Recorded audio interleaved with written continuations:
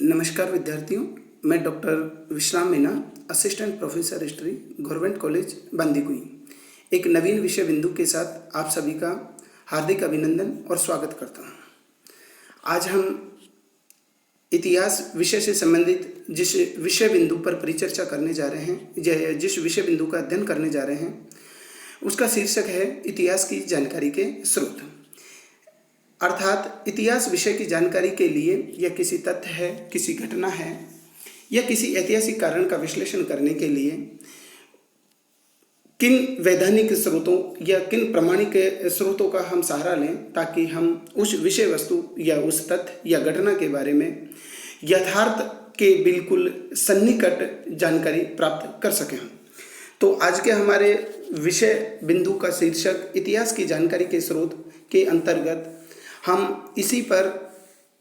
परिचर्चा करने का प्रयास करते हैं या इस इतिहास की जानकारी के स्रोतों को समझने का प्रयास करते हैं कि इतिहास की जानकारी के लिए किन माध्यमों की आवश्यकता है, किन टूल्स की आवश्यकता है, या वो कौन से माध्यम हैं जिनके माध्यम से हम किसी तथ्य, किसी घटना या किसी कारण का सही तरीके से विश्लेषण प्रदान कर सकते हैं या उसको समग्र दृष्टि के रूप में हम देख सकते हैं। तो इतिहास की जानकारी के स्रोत विषय बिंदु पर हम अपनी परिचर्चा को आगे बढ़ाते हैं। इतिहास की जानकारी के स्रोत, जैसा कि आप स्क्रीन पे देख पा रहे हैं कि इतिहास की जानकारी के स्रोत के हम 3 माध्यमों का मुख्यतः सहारा लेते हैं, और भी माध्यम हो सकते हैं, लेकिन 3 ये प्रधान माध्यम हैं जिसके आधार पर हम किसी तथ्य है, किसी घटना है या किसी व्यक्ति के या किसी ऐतिहासिक विवरण है या कारण है, उसके विश्लेषण को अच्छी तरह से हम समझ सकते हैं, या हम कह सकते हैं कि वो कौन से माध्यम है जहाँ से हमें किसी तथ्य या घटना के बारे में सही जानकारी प्राप्त हो सकती है, या किसी इतिहासकार ने किन माध्यमों का सहारा लिया होगा अपनी बात को कहने के लिए, या किसी कारण को समझाने के लिए, या किसी घटना का विवरण देने के लिए वो कौन से माध्यम है या कौन से स्रोत हैं या कौन से टूल्स हैं जिसको उन्होंने अपनी जानकारी देने में या अपने शब्दों के माध्यम से अभिव्यक्ति देने में उन्होंने माध्यम बनाया है। तो इतिहास की जानकारी के स्रोतों को हम मुख्यतः 3 भागों में विभाजन कर सकते हैं, जैसा कि आप स्क्रीन पे देख पा रहे हैं। इतिहास की जानकारी के स्रोतों के अंतर्गत हम सबसे पहले भौतिक अवशेषों को माध्यम बनाते हैं। इसमें दूसरा है साहित्यिक स्रोत और तीसरा है युगीन व्यक्ति या समकालीन व्यक्तियों का घटना या तथ्य के बारे में विवरण। तो इस प्रकार हम देख पा रहे हैं कि इतिहास की जानकारी के 3 स्रोत हैं, भौतिक अवशेष, दूसरा है साहित्यिक स्रोत और तीसरा है युगीन व्यक्ति या समकालीन व्यक्ति का किसी घटना या तथ्य के बारे में दिया गया विवरण। अब हम एक एक इन स्रोतों को या इन माध्यमों को समझने का प्रयास करते हैं कि भौतिक अवशेष का तात्पर्य क्या है, यह भौतिक अवशेष में हम उपस्रोत के रूप में किन माध्यमों को या किन टूल्स को शामिल करते हैं। दूसरा साहित्यिक स्रोत में हम किस तरह के साहित्य को उसमें शामिल करते हैं। तीसरा युगीन व्यक्ति या समकालीन व्यक्ति का तात्पर्य क्या है, किसी घटना या तथ्य के बारे में युगीन व्यक्ति या समकालीन व्यक्ति का आशय क्या है। तो हम हमारी जानकारी के स्रोत नंबर प्रथम से हम अपनी बात को आगे बढ़ाते हैं कि इतिहास की जानकारी के स्रोत के लिए या किसी घटना या तथ्य के बारे में अपना विवरण देते समय या किसी घटना या तथ्य के बारे में लेखनी करते समय या किसी घटना या तथ्य के बारे में पब्लिक डोमेन में बोलते समय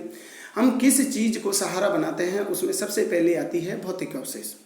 यहाँ पर भौतिक अवशेष का तात्पर्य वो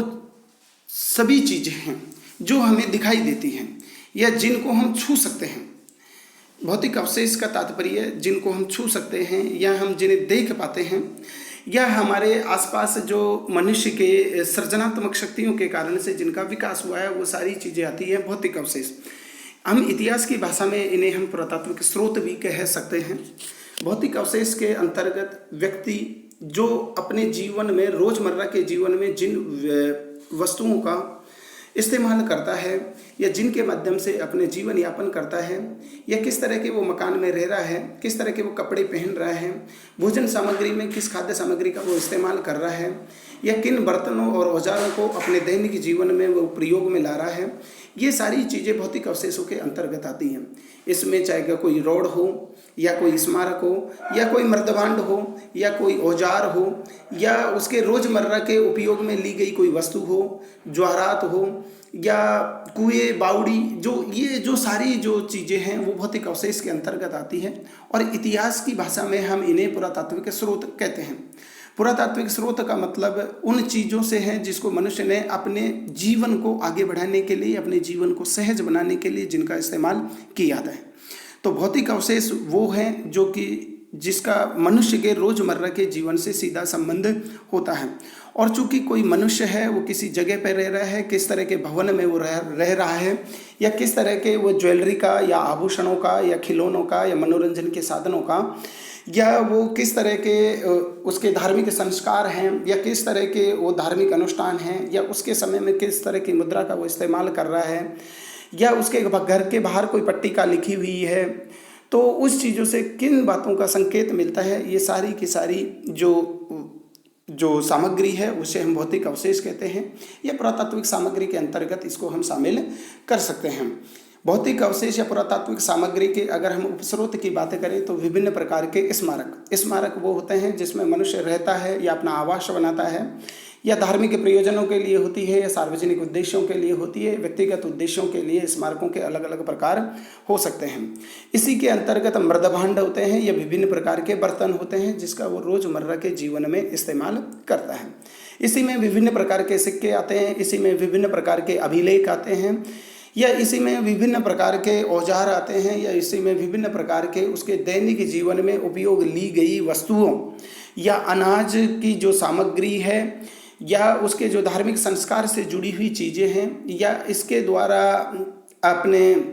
कुएं हैं, बावड़ी हैं, सड़कों का निर्माण है, मंदिर है, मस्जिद है, गिरजाघर, ये सारी की सारी जो वस्तुएं हैं वो भौतिक अवशेषों के अंतर्गत आती हैं या उसके पुरातात्विक स्रोतों के अंतर्गत शामिल की जाती हैं। तो इतिहास की जानकारी के लिए भौतिक अवशेष ये पुरातात्विक स्रोत है, वो इतिहास की जानकारी के लिए किसी तथ्य या घटना के विवरण देने के लिए सबसे अहम सामग्री है जिसको हम नज़रअंदाज नहीं कर सकते। लेकिन इसके साथ एक चीज़ जो समझने की आवश्यकता है, भौतिक अवशेष और पुरातात्विक स्रोत वो एक तरह से मूक होती है, वो अपने आप अपनी घटना के बारे में विवरण नहीं देती। यहाँ पुरातात्विक स्रोतों को या भौतिक अवशेषों को जो आवाज़, जो शब्द है, जो अभिव्यक्ति है वो प्रदान करने का काम करता है इतिहासकार जो प्रदान करता है। तो इतिहासकार अगर सिर्फ किसी घटना का विवरण पुरातात्विक स्रोतों के आधार पर ही दे रहा है और उसने साहित्यिक स्रोत या युगीन व्यक्तियों के विवरण की अनदेखी की है, तो हम ये भली बाती समझ जाएंगे कि वो उस घटना के बारे में सिर्फ 1/3 सच्चाई है, उसकी 100% सच्चाई का उसने विवरण नहीं दिया। तो किसी घटना को समग्रता से देखने के लिए हमें तीनों जानकारी के स्रोतों का माध्यम बनाना होगा। हमने प्रथम जानकारी के स्रोत की बात की, भौतिक अवशेष। भौतिक अवशेष को मैं एक बार फिर से आपको रिमाइंड करवा दूँ। भौतिक अवशेष का तात्पर्य यह है कि किसी तथ्य या घटना से सीधे जुड़ी हुई कोई वस्तुएं जो निशब्द होती हैं, जो एक तरह से तथ्य होती हैं, जो एक तरह से बिल्कुल सत्यता के नज़दीक होती है, जिसमें अपने को बयां करने के लिए शब्द नहीं होते, अभिव्यक्ति नहीं होती। ये शब्द और अभिव्यक्ति देने का कार्य उस घटना का विवरण देने वाला या इतिहासकार है या अनुसंधान करता है, उन पुरातात्विक स्रोतों के आधार पर अपने निष्कर्ष किसी घटना के बारे में प्रदान करता है। तो भौतिक अवशेष कहूँ या पुरातात्विक स्रोत, इसमें स्मारक, मृदभांड, अभिलेख, सिक्के, कुएं, बावड़ियाँ या विभिन्न प्रकार के जो अभिलेख शास्त्र हैं, वो सारी सामग्री को हम इसके अंतर्गत शामिल करते हैं। इतिहास की जानकारी के दूसरे स्रोत के अंतर्गत हम शामिल करते हैं साहित्यिक स्रोत। ये इतिहास की जानकारी के लिए साहित्यिक स्रोत का बहुत बड़ा महत्वपूर्ण स्थान है, और इतिहास की किसी भी घटना या तथ्य के बारे में जानकारी तब तक अपूर्ण है जब तक कि पुरातात्विक स्रोतों में मिली हुई या कही गई बातों की पुष्टि साहित्यिक स्रोत से नहीं हो जाती। क्योंकि ये कहा गया है कि सत्य तभी तक सत्य होता है जब तक कि ज़्यादा से ज़्यादा मत या ज़्यादा से ज़्यादा तर्क उसके पक्ष में झुके हुए हों। अगर पुरातात्विक स्रोत या भौतिक अवशेष के आधार पर किसी घटना का विवरण दिया गया है और साहित्यिक स्रोत से उसकी पुष्टि हो जाती है तो हम ये समझ सकते हैं या हम ये कह सकते हैं कि उस घटना का विवरण या उस घटना के बारे में कही गई बातें काफ़ी हद तक सही है। पूर्ण सत्य नहीं होती, क्योंकि प्रकृति में या इस ब्रह्मांड में पूर्ण सत्यता नाम की कोई चीज़ है वो विद्यमान नहीं है। सत्य तभी तक सत्य है जब तक कि हमारा मत, हमारा विश्वास या तर्क उस घटना या तथ्य के साथ विद्यमान है। जिस दिन तथ्य या घटना को गलत साबित करने वाले तथ्य प्रकाश में आ जाते हैं या वो हमारे अस्तित्व में आ जाते हैं, उसी दिन उस जो सत्य नामक जो हमारा जो विचार था, सत्य नामक जो हमारा विश्वास था, वो एक तरह से उसमें विचलन पैदा हो जाती है और कोई नवीन तर्क